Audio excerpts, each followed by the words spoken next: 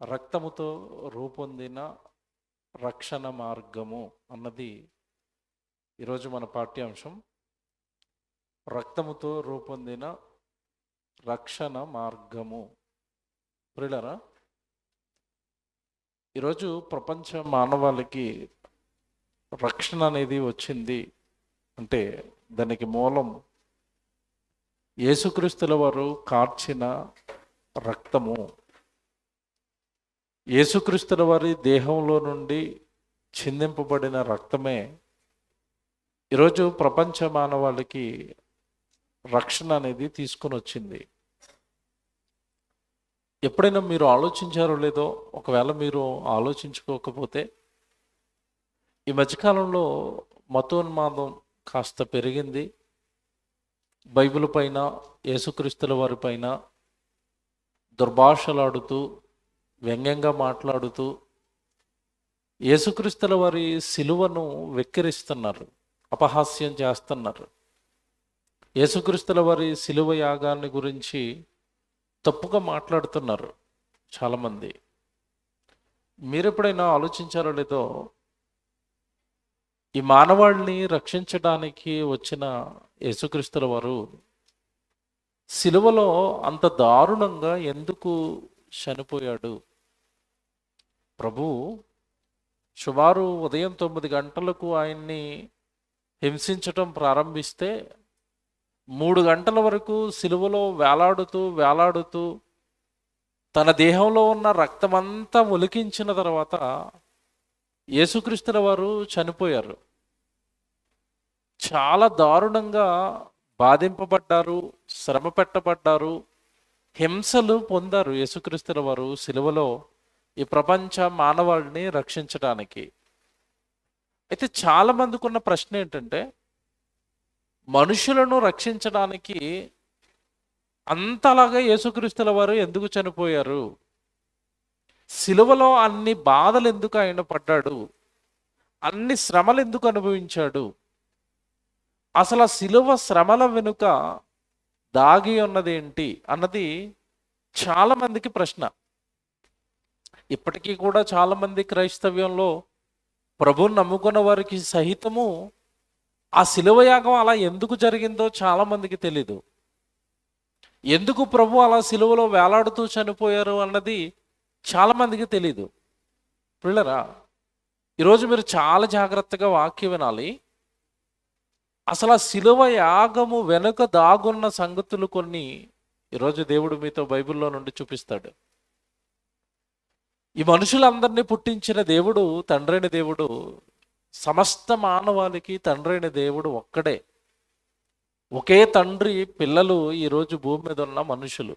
అయితే భూమి మీద ఉన్న మనుషులందరూ దేవుని పిల్లలైతే, దేవుడు అనగానే ఆయనకు ఒక లక్షణం ఉంది, ఆయనకు ఒక స్వభావం ఉంది, ఆయనకు ఒక తత్వం ఉంది. దేవుడు అనగానే ఒక తత్వం కలిగిన వాడు. ఏంటి దైవత్వం, ఏంటి దేవుని తత్వం అంటే, ఏంటైన లక్షణము అంటే, ఏంటైన స్వభావము అంటే, దేవుడు అనగానే ఆయనకున్న మరొక పేరు పరిశుద్ధుడు. బైబిల్లో మీకు ఎక్కువ సార్లు కనబడే మాట ఇది. దేవుడు అనగానే ఎవరు? పరిశుద్ధుడు. చాలా చోట్ల దేవుడు బైబిల్లో మాట్లాడుతూ, నేను పరిశుద్ధుడై ఉన్న ప్రకారము మీరు కూడా ఎలా ఉండాలి? పరిశుద్ధులై ఉండాలి, పరిశుద్ధులై ఉండాలి, పరిశుద్ధులై ఉండాలి. చాలా చోట్ల దేవుడు బైబిల్లో ఈ మాట మాట్లాడతాడు.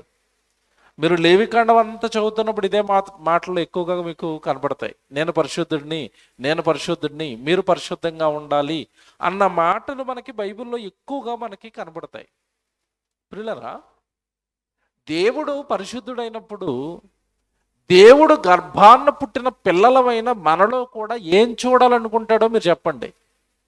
ఏం చూడాలనుకుంటాడు? మనలో ఏం ఉండాలనుకుంటాడు? పరిశుద్ధత ఉండాలి. అంతే కదండి. లోకంలో ఏ తండ్రి అయినా తను మంచి డాక్టర్ అనుకోండి, కుమారుణ్ణి ఏం చేయాలనుకుంటాడు? డాక్టర్ని చేయాలి. తను లాయర్ అనుకోండి, బిడ్డను ఏం చేయాలనుకుంటాడు? లాయర్ని చేయాలి. ఇప్పుడు మీకు తెలియదు కాదు, సినిమా యాక్టర్లు ఉంటారు, వాళ్ళ పిల్లల్ని నెక్స్ట్ ఏం చేస్తారు? హీరోస్ని. తర్వాత వాళ్ళ పిల్లల్ని హీరోస్గా చేస్తారు. ఇది లోక సంబంధంగా తండ్రి నాలా ఉండాలి నా కొడుకని తండ్రి ఎలాగైతే కోరుకుంటాడో, ఈ లోకంలో మనం ఎలా అయితే మన పిల్లలు మనకంటే బాగుండాలి, గొప్పగా ఉండాలి అని మనం ఎలా అయితే కోరుకుంటామో, పరలోకంలో ఉన్న దేవుడు కూడా నేను పరిశుద్ధుడిని కనుక నా పిల్లలు ఎలా ఉండాలి, పరిశుద్ధంగా ఉండాలి అని కోరుకున్నాడు. మనకి జన్మించేటప్పుడు కూడా, ఈ జీవితం అనుగ్రహించేటప్పుడు కూడా, అసలు ఈ జీవితంలోనికి మనం రాకమునిపే, జగత్తు పునాది వేయబడక మునిపే పిల్లలు కావాలని కోరుకున్న దేవుడు ఎలాంటి పిల్లలు కావాలని కోరుకున్నాడు అంటే, పరిశుద్ధులు నిర్దోషులైన పిల్లలే నాకు కావాలి. దేవుడు కోరిక ప్రారంభం నుంచి. భూమి మీద ఉన్న పిల్లలందరూ కూడా పరిశుద్ధంగా ఉండాలి, పవిత్రమైన పిల్లలు నాకు కావాలి అని కోరుకున్నాడు. కానీ ఇక్కడ ఏం జరిగింది పరిస్థితి అని మీరు ఆలోచిస్తే, నా పిల్లలందరూ నాలాగే పరిశుద్ధంగా ఉండాలని దేవుడు కోరుకుంటే, భూమి మీద తొలి మానవుడైన ఆదాము దగ్గర నుంచి, హవ్వమ్మ దగ్గర నుంచి, కయ్యను దగ్గర నుంచి, భూమి మీద ఉన్న సమస్త మానవాళిలో దేవుడికి కనబడింది ఏంటి చెప్పండి? ఏం కనబడింది? పరిశుద్ధులుగా పుట్టించాడు. ఆ పరిశుద్ధత పిల్లలు కాపాడుకున్నారా? పరిశుద్ధులుగానే ఉన్నారా? పాపం చేశారా?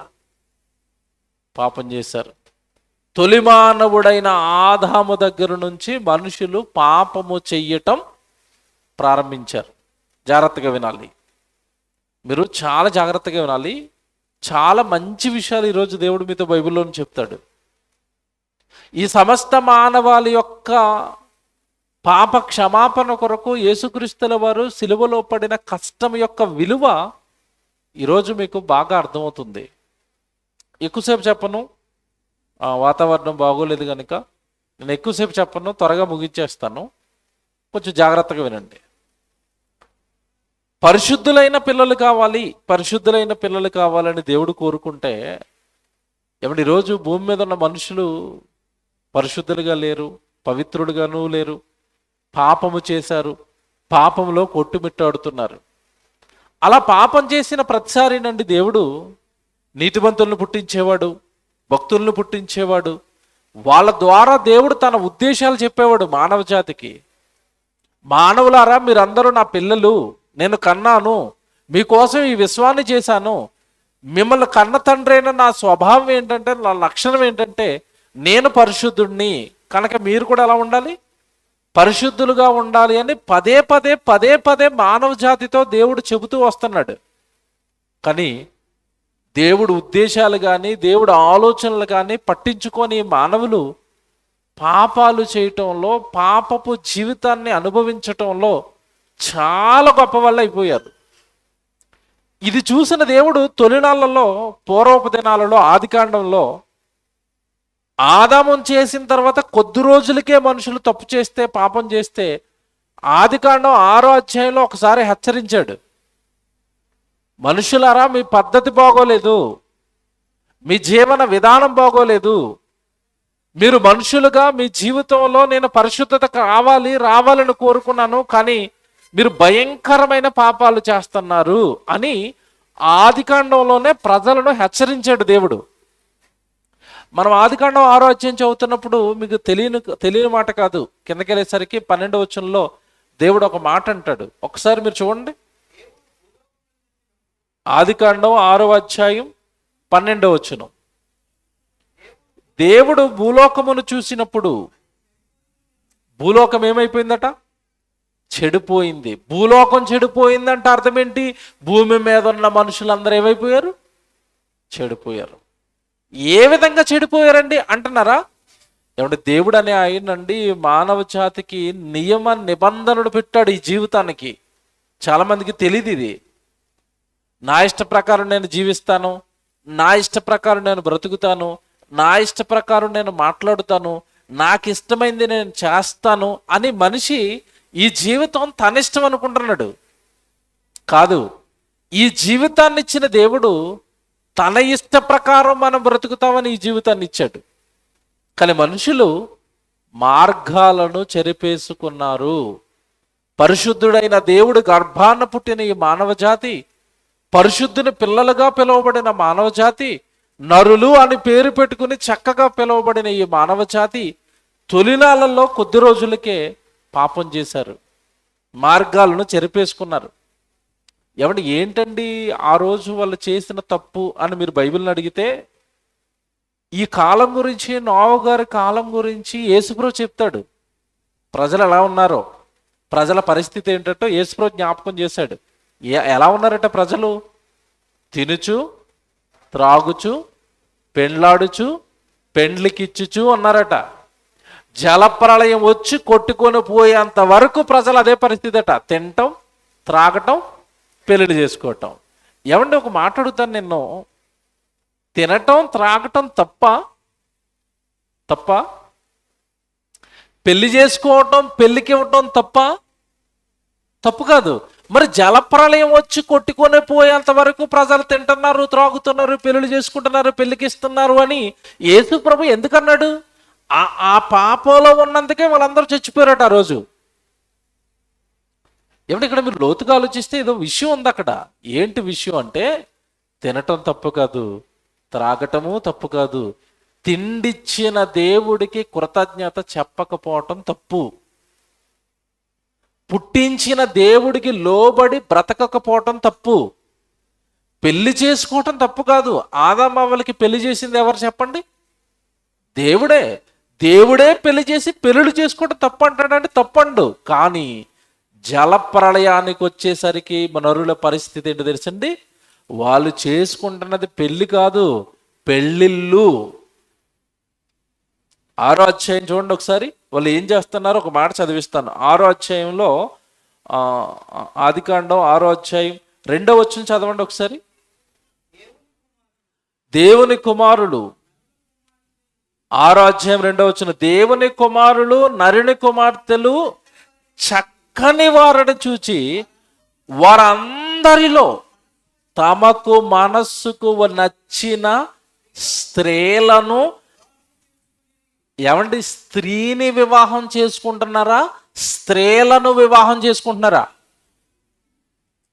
మీకు ఏమర్థమైంది ఇప్పుడు అక్కడ? ఈవిని పెళ్లి చేసుకుంటున్నాడు, కొద్ది రోజులు కాపురం చేస్తున్నాడు, ఇష్టం లేదనుకోండి వీడు విడిచిపెట్టేస్తున్నాడు, మరో కామను పెళ్లి, మరో కామను పెళ్లి, మరో కామను పెళ్లి, స్త్రీలను పెళ్లి చేసుకుంటున్నారట. ఏమండి ఇది దేవుడికి నచ్చుతుందా? పెళ్లి చేసుకోమన్నాడా, పెళ్ళిళ్ళు చేసుకోమన్నాడా? మీకు అర్థమవుతుందో లేదో? పెళ్ళి అంటే ఒక పెళ్ళి, పెళ్ళిళ్ళు అంటే 2, 3, 4 ఊరుకుంటాడండి దేవుడు? తప్పురా మీరు చేస్తున్నది అని చెప్పాడు. ఎందుకంటే దేవుడు పెళ్ళిళ్ళు చేయాలనుకుంటే తొలి మానవుడికే చేసేవాడు. ఆదాముకి హవ్వమ్మల్ని ఎంతమందిని చేశాడు?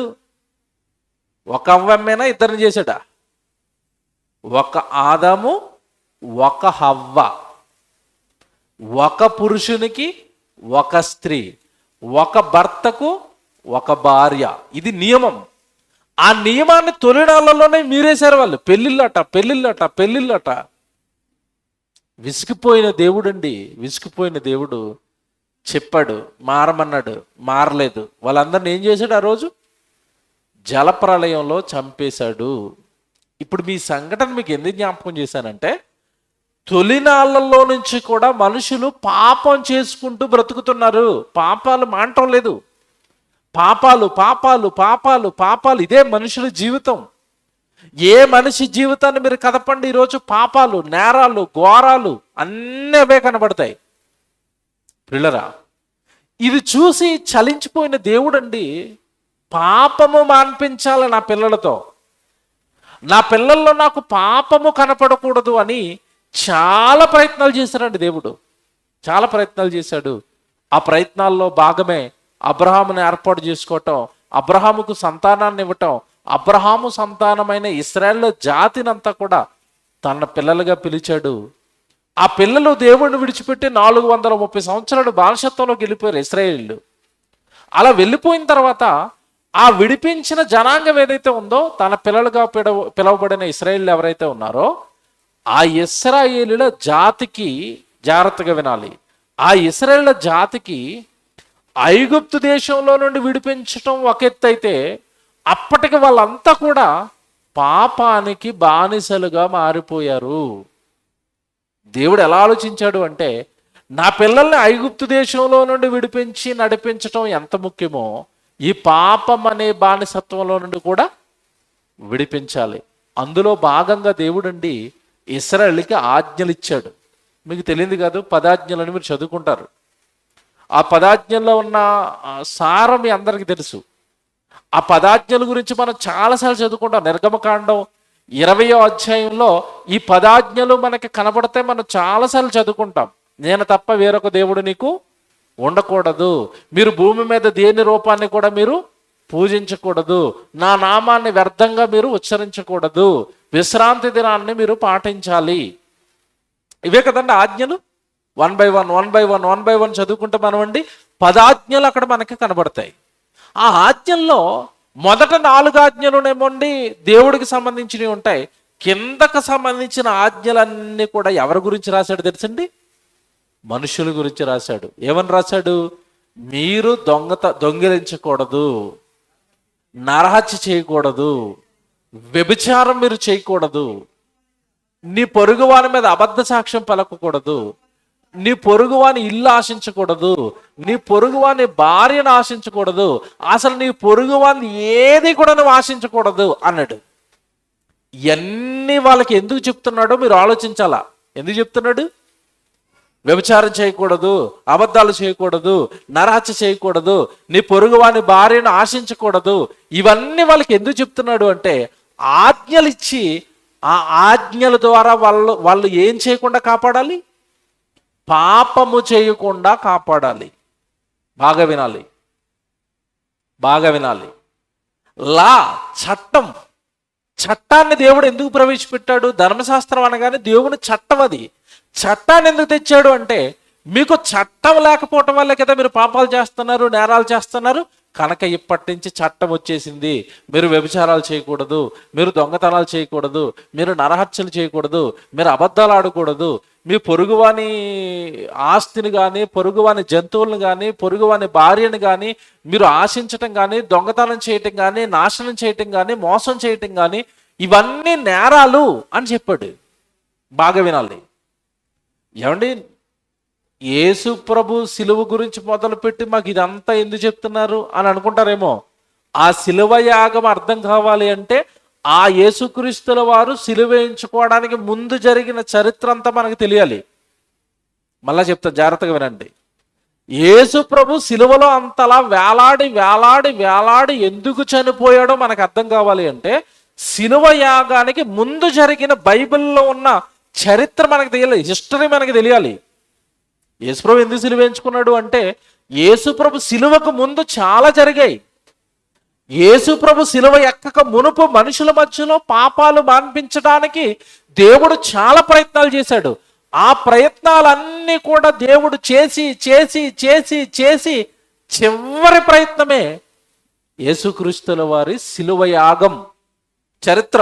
నేను ఆది కాండంలో మొదలు పెట్టాను, ఇప్పుడు నిర్గమ కాండం దగ్గరకు వచ్చాను, యేసుక్రీస్తుల వారి సిలువ యాగం దగ్గరకు వస్తాను. ఇప్పుడు బాగా వినాలి మీరు.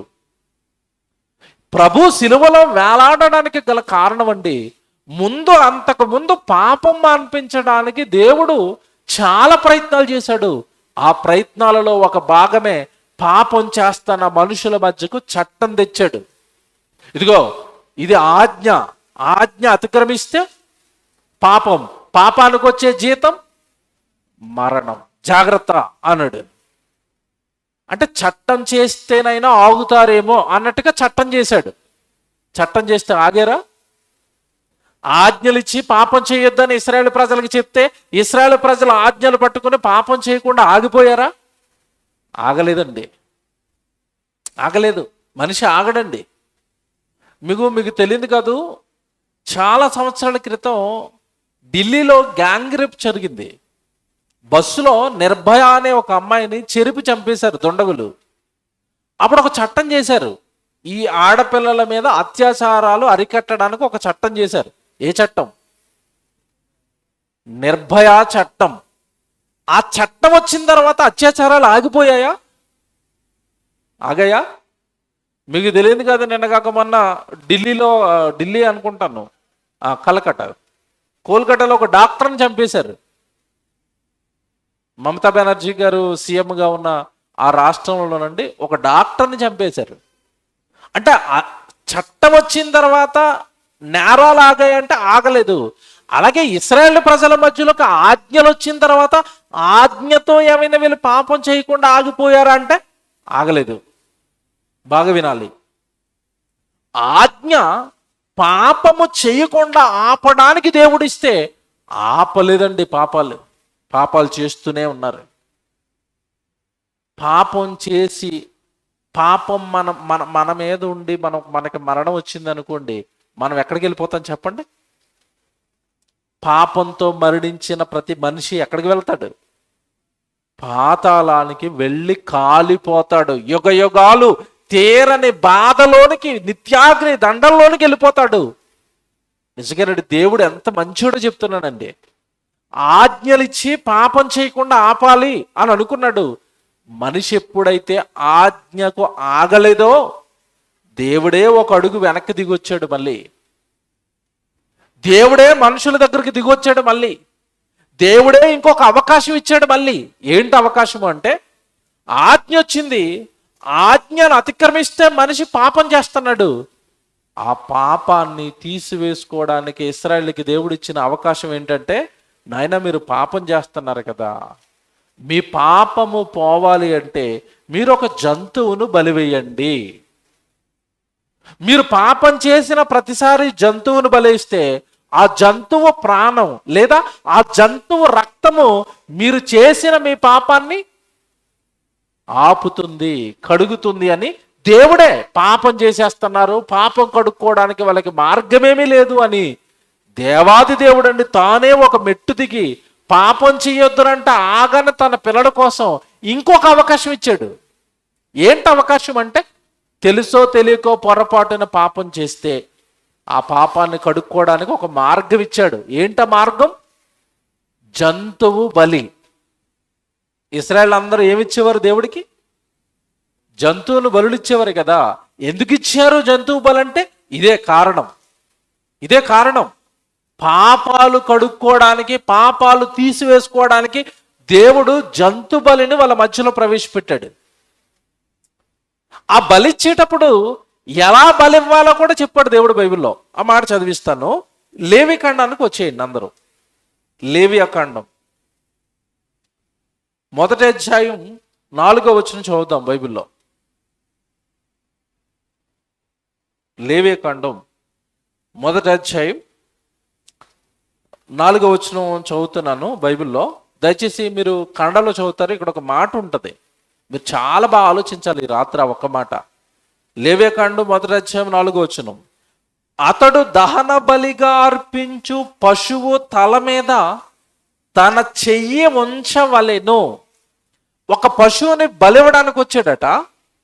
ఆ బలిస్తున్న పశువు యొక్క తల మీద ఈ పాపము చేసిన వ్యక్తి యొక్క చెయ్యి ఉండాలట. అప్పుడు ఆ వ్యక్తి ఆ జంతువును దేవుని ఆవరణంలో బలివేయాలట. తన పాపాన్ని ఒప్పుకోవాలట. ఓకే, అలా బలివేస్తే ఏం జరుగుతుంది చదువుతున్నాను. ఆ జంతువు తల మీద తన చెయ్యి ఉంచవలెను, అతని నిమిత్తము ప్రాయచిత్తము కలుగునట్లు అది అతని పక్షముగా అంగీకరించబడును. ఏమండి మైకి తమ్ముడు కన్నడలో చదువుతారు చూడండి. మీరు జాగ్రత్తగా వినాలి. అక్కడ ఒక పదం ఉంటుంది, నేను అది అడుగుతాను. కన్నడలో చదువుతాను, జాగ్రత్తగా వినండి. లేవియా కాండం 1వ అధ్యాయం 4వ వచనం. ಯಾಜಕ ಕಾಂಡ 1ನೇ ಅಧ್ಯಾಯ 4ನೇ ವಚನ. ಅವನು ಆ ಪಶುವಿನ ತಲೆಯ ಮೇಲೆ ಕೈ ಹಾಕಬೇಕು, ಆಗ ಅದು ಅವನಿಗೋಸ್ಕರ ದೋಷ ಪರಿಹಾರವನ್ನು ಮಾಡುವುದಕ್ಕಾಗಿ ಅಂಗೀಕಾರವಾಗಿದೆ. జాగ్రత్తగా వినండి. ఇప్పుడు ఇతను వ్యభిచారం చేశాడు, లేదంటే దొంగతనం చేశాడు, లేదా అబద్ధం ఆడాడు, లేదా విశ్రాంతి దినాన్ని మీరాడు, పాపం చేశాడు. తన పాపాన్ని కడుక్కోవడానికి ఏం తీసుకొచ్చాడు? ఇప్పుడు దేవుడి దగ్గరికి ఏం పట్టుకుని వచ్చాడు? జంతువును పట్టుకుని వచ్చాడు. ఆ జంతువును బలివ్వాలి. బలిచ్చేటప్పుడు ఎలా బలివ్వాలట? మీరు మేకను కానీ ప్రొజెక్టర్ పనిచేస్తుందా? నీకు పంపనా? మేకలను కానీ ఆవులను కానీ ఎలా బలివేస్తారు మీరు ఎవరికైనా తెలుసా? నేను చూపిస్తాను ఇప్పుడు. ఎలా బలేస్తారు అంటే, ఆ బలి వేసే విధానం ఎలా ఉంటుంది ఒకసారి మీరు చూడండి. వీడియో చూపిస్తాను, వీడియో చూద్దరు కానీ.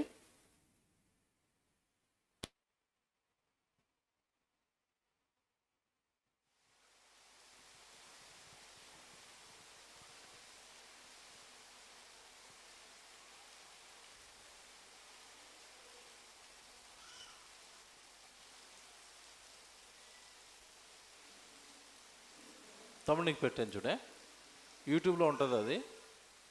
మీరు జాగ్రత్త చూడాలి, వీడియో చూద్దాం. జంతువు బలి ఎలా వేస్తారో మీకు తెలియాలి. ఎందుకు ఈ వీడియో చూపిస్తున్నాను అంటే, జంతు బలి ద్వారా మనుషుల యొక్క పాపాలు ఆపాలి అని అనుకున్నాడు దేవుడు. ఆ పాపాన్ని ఆపడానికి ఆ బలిచ్చేటప్పుడు కూడా ఎలా బలి ఇవ్వాలో చెప్పాడు. ఆ బలిచ్చే జంతువు ఎలా చచ్చిపోతుందో కూడా కళ్ళ ముందు చూపించాడు. ప్లే చేస్తారు చూడండి. మీరు మేకలను కానీ ఆవులను కానీ గేదెలను కానీ బలి వేస్తారు. ఆ బలి ఎలా వేస్తారో మీకు తెలియాలి. ఎలా బలి వేస్తారో చూడండి. పెడతాముడు వెనక్కి. మీరు జాగ్రత్త చూడండి. జంతువుని ఎలా చంపుతున్నారు చూడండి. అదిగో ఇలా బలి వేస్తారు. ఒకసారి ఆపుతాముడు, ఒకసారి వెనక్కి పెట్ట. అలా ఉంచు, అలా ఉంచు. మీరు ఆ బొమ్మ కనబడుతుంది అందరికీ, విజువల్ కనబడుతుంది అందరికీ, రైట్. ఇప్పుడు ఈ పాపం చేసిన వ్యక్తి జంతువును బలి ఇవ్వడానికి వచ్చాడు. ఈ బలిచ్చే వ్యక్తి చెయ్యి ఎక్కడ ఉంటుంది? చెయ్యి ఎక్కడ ఉండాలని చెప్పాడు? అగో ఆ తల మీద ఉంటుంది. ఇలా నరుగుతారు. ఇప్పుడు ఎందుకు నరుగుతున్నారు జీవిని? ఎందుకు చచ్చిపోతుంది అది? ఇతను పాపం చేశాడు, ఇతను పాపం చేసినందుకు అది చచ్చిపోతుంది. ఇలా నరికిన వెంటనే అది ఎలా చచ్చిపోతుందో మీరు చూడాలి. ఇప్పుడు ప్లే చేద్దాముడు, మీరు చూడండి. అది చూడండి, అది ప్లే చేద్దాం. అలాగే వెళ్ళని, అలాగే వెళ్ళని. ఇంకా నరుగుతారు, ఇంకా నరుగుతారు. నువ్వు ముందుకెళ్ళిపోయి తమ్ముడు, అలా ప్లే అయిపోయి. అవి ఎలా చచ్చిపోతాయి మీరు చూడాలి. అవి చచ్చిపోయే విధానం, అవి ప్రాణాలు విడిచే విధానం ఎలా ఉంటుందో మీరు చూడాలి. ఎలా చచ్చిపోతున్నాయి అవి? అగోండి చూడండి. అవి ఆ వెనకాల చూడండి, అదిగో అది దాన్ని నరికేశారు. నరికేసిన వెంటనే అది ప్రాణాలతో ఎలా కొట్టుకోవడం చూడండి. అదిగో ప్రాణాలతో పోరాడుతుంది అది, ప్రాణాలతో పోరాడుతుంది అది. అదిగో చూడండి ఆ చివర, ఆ చివర చూడండి, ఆ చివర చూడండి. అది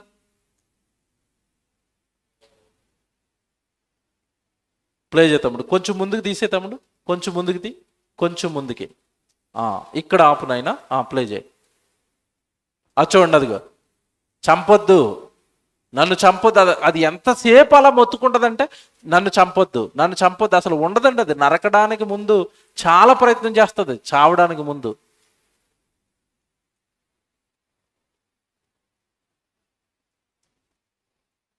చూడండి, అదిగో అదిగో చూడండి ప్రాణాలతో ఎలా కొట్టుకోవడం చూసారు. అది తన ప్రాణం కోసం ఎంత అలా పోరాడుతుందో చూడండి. అది అగో నన్ను చంపొద్దు. మీరు ఇప్పుడు చూడండి, అయినా చంపుతారు దాన్ని, నరికారు. అదిగో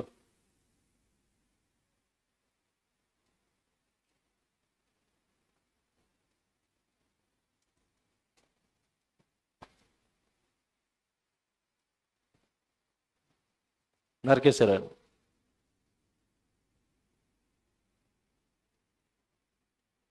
కొంచెం ముందుకు జరుపుతాము, కొంచెం ముందుకి, కొంచెం ముందుకు జరుపు, కొంచెం అలా ఉంచు. అది చూడండి, అది అది చూడండి, ప్లే చేద్దాము.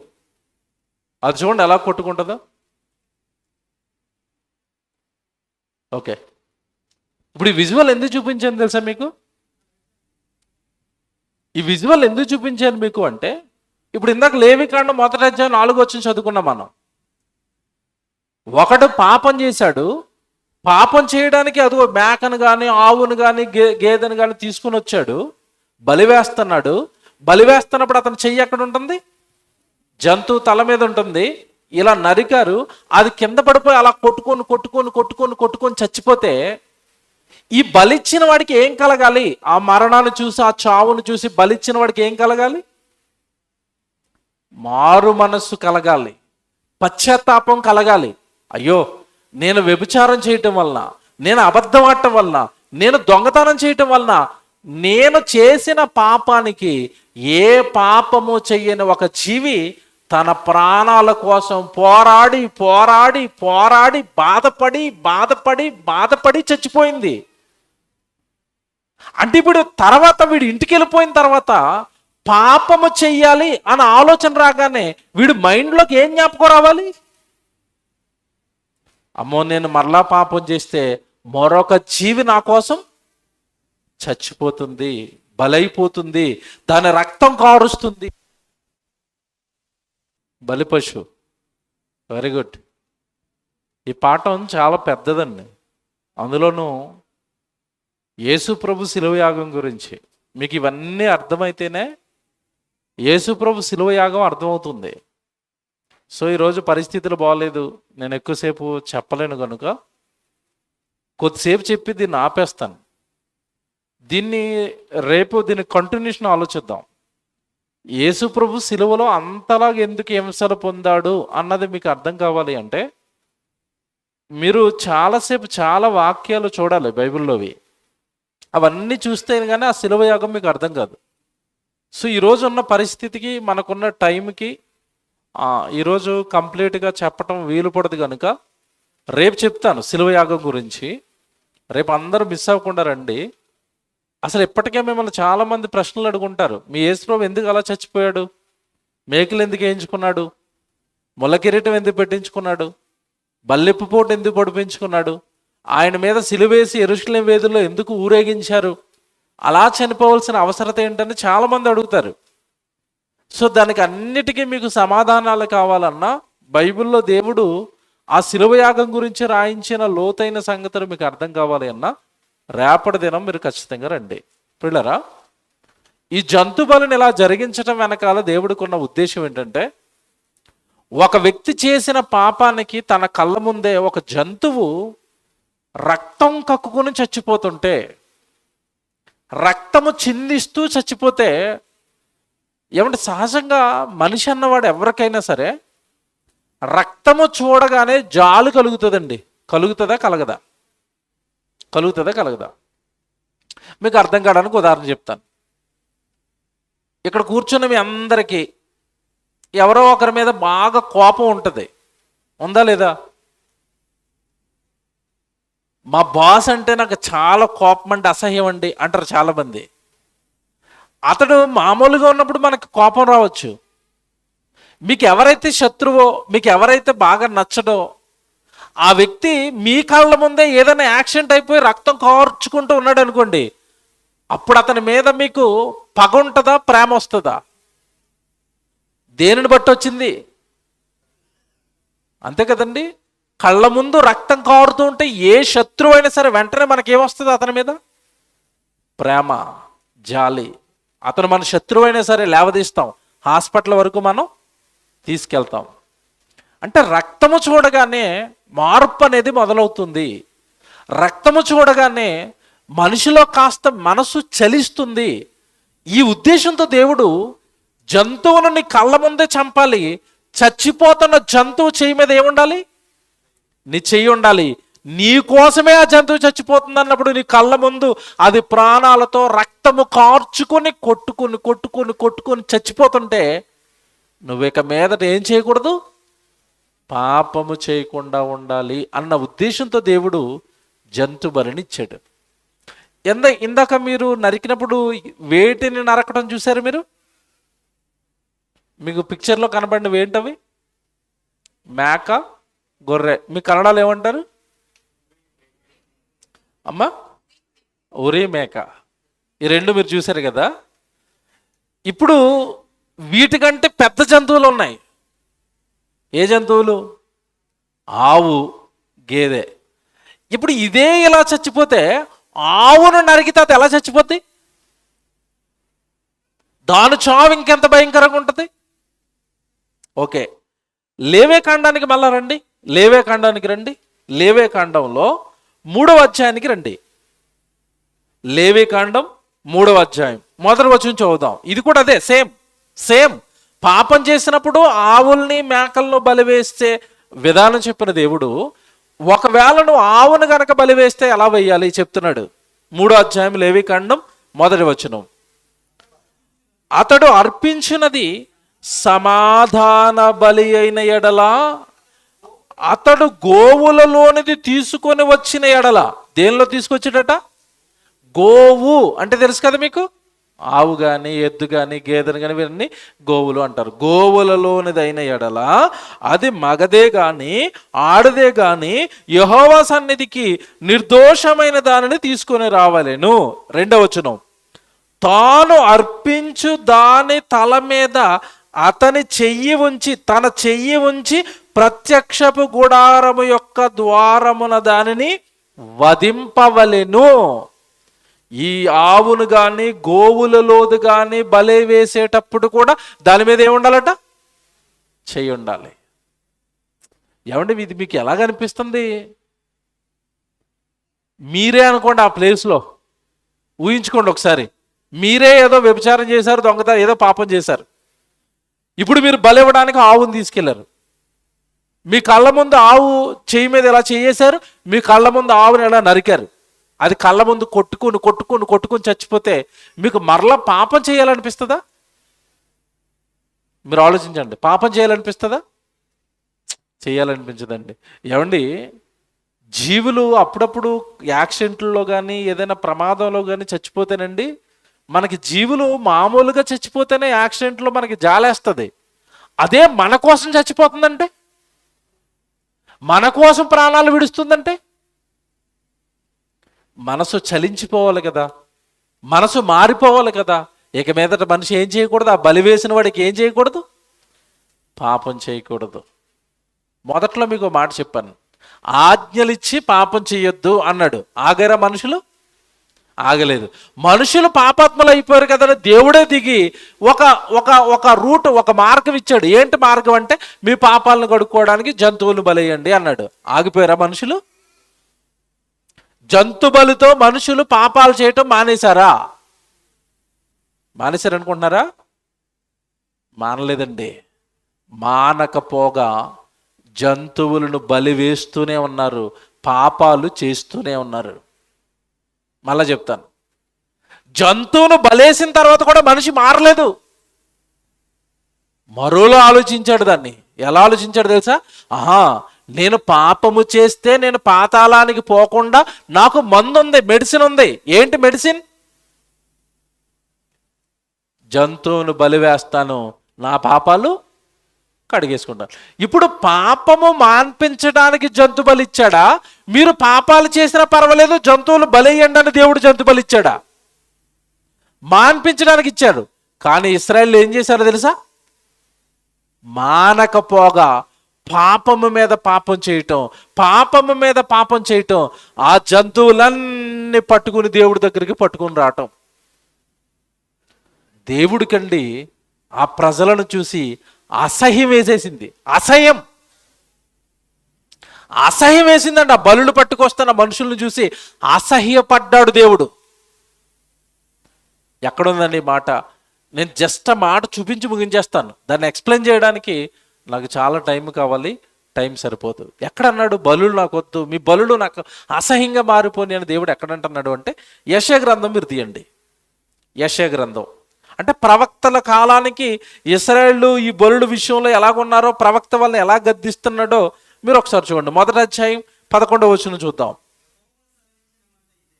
యెషయా గ్రంథం 1వ అధ్యాయం, ఏమంటే 11వ వచనం. యెషయా గ్రంథం 1వ అధ్యాయము 11వ వచనం. యెహోవా సెలవిచ్చిన మాట ఇదే, విస్తారమైన మీ బలులు నాకేలా, దహన బలులకు పొట్టేళ్లను, బాగుగా మేపిన దూడల క్రొవ్వును నాకు వెక్కసమైపోయింది. కోడెల రక్తమందైనను, గొర్రె పిల్లల రక్తమందైనను, మేకపోతుల రక్తమందైనను నాకు ఇష్టం లేదు. వాటి రక్తాన్ని చిందించడం నాకు ఇష్టం లేదు, వాటిని బలివేయటం నాకు ఇష్టం లేదు. నువ్వు పాపం చేయకుండా మానేస్తావని కదా జంతువును బలిమ్మన్నాను. పాపాలు మానలేదు, జంతువులు గుంపులుగా పట్టుకొని వస్తున్నావు బలులు ఇవ్వడానికి. నో, నాకొద్దు, ఆ బలులు నాకొద్దు, ఆ బలులు నాకొద్దు, ఆ రక్తం నాకొద్దు, ఆ నైవేద్యాలు నాకొద్దు. నాకు వద్దు అంటున్నాడు. కింద మాట చదువుతాం, తర్వాత మాట నా సన్నిధిని కనబడవలనని మీరు వచ్చుచున్నారే, నా ఆవరణములో త్రొక్కుటకు మిమ్మును రమ్మన్నవాడెవడు? మీ నైవేద్యము వ్యర్థము, అది నాకు అసహ్యము పుట్టించు ధూపార్పణము. దానినిక తేకండి, మీ బలులు తేకండి, మీ జంతువులు నాకు బలి ఇవ్వడానికి నా దగ్గరికి మీరు రాకండి. నా ఆవరణములు త్రొక్కుటకు మిమ్మును రమ్మన్నవాడెవడు? పాపము మాన్పించడానికి బలినిస్తే మీరు పాపాలు మానకుండా భయంకరులుగా మారిపోయారు కదా, క్రూరులుగా మారిపోయారు కదా. ఆ జంతువు మీకోసం చచ్చిపోతుందన్న కనీస జాలి దయ లేని కర్కశలుగా మారిపోయిన మిమ్మల్ని ఎవడరా నా సన్నిధికి రమ్మంటున్నాడు? దేవుడు అనగానే ప్రేమమయుడు, దేవుడు అనగానే దయ కలిగిన వాడు, దేవుడు అనగానే జాలి కలిగిన వాడు, దేవుడు అనగానే మంచివాడు. అలా నా గర్భాన్ని పుట్టిన పిల్లలైన మీకు అసలు నా లక్షణాలు లేవేంటి? మీకు జంతువులు ఎందుకు అలా చంపేస్తున్నారు? మీరు తెలుసో తెలియకో ఒక తప్పు చేస్తేనో 2 తప్పులు చేస్తేనో ఆ పాపాలు మాన్పించడానికి బలులను ప్రవేశపెడితే దానిని మీరు మిస్యూజ్ చేస్తున్నారు, దానిని మీరు తప్పుగా అర్థం చేసుకున్నారు. మీ బలులు తేకండి, మీరు నా దగ్గరికి రాకండి. దేవుడండి, ఎందుకు దేవుడు బలులొద్దు అంటున్నాడు? ప్రారంభంలో దేవుడు బలులెమ్మని చెప్పింది దేవుడే కదా. ఎందుకు బలులొద్దు అంటున్నాడు? ఎందుకు తేవద్దు అంటున్నాడు? అసలు ఈ బలులకి యేసుక్రీస్తుల వారి బలికి ఏమైనా సంబంధం ఉందా? మీరు బాగా ఆలోచించాలి. ఇక్కడ బలైపోతున్న ఈ జంతువుల బలికిని, సిలువలో వేలాడి చనిపోయిన యేసుక్రీస్తుల వారి బలికి ఏదైనా సంబంధం ఉందా అంటే ఉంది. అది మీరు రేపు విందురు కానీ, వాతావరణం బాగోలేదు కదా, వెళ్ళిపోదురు కానీ రేపు విందురు కానీ. రేపు త్వరగా వచ్చేయండి, ఈ విషయాన్ని మీకు చెప్తాను. సిలువలో యేసుక్రీస్తుల వారి బలియాగానికి ముందు కొన్ని సంఘటనలు ఉన్నాయి. అవన్నీ చదివిన తర్వాత ఆయన సిలువలో అలా ఎందుకు చనిపోయాడో రేపు మీకు అర్థమవుతుంది.